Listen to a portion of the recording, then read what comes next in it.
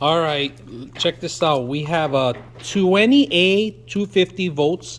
We're gonna set this up on the actual oven, and the only reason we do this is because we want to just make sure we plug it in from one end, and it's much easier just plug it in from the other end. So then hardwire. So that's pretty much what we're gonna do with this thing. So let's go ahead and do that.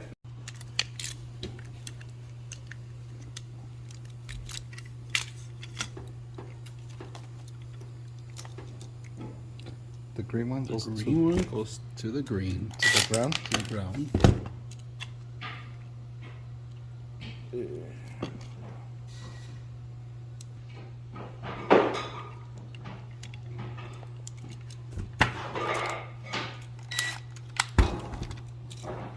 Where's the other one? Last one go? Not just kidding.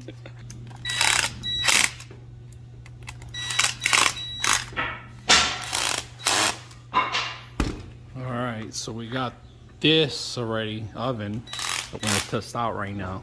But we wanted to make sure that we have the 250 amp, 20 amps, 20A, 250 amps.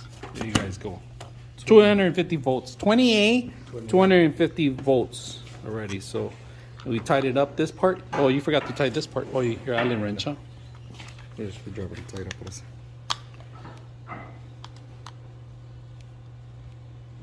So we turn on the oven right now. You close it, and there's a light. What you do? You just Aquí nomás I hold that F. oh, you hold down the F, and it turns on Fahrenheit. Now you're able to go higher or lower. Right now we could go higher. So here it is, the final product. It worked perfect, as you guys can see. Perfect ampage, and hope you guys like the video. 99.6 of you are not subscribers in my channel. I hope that the content helps you out and that you find it very useful. And I hope you hit the like and subscribe.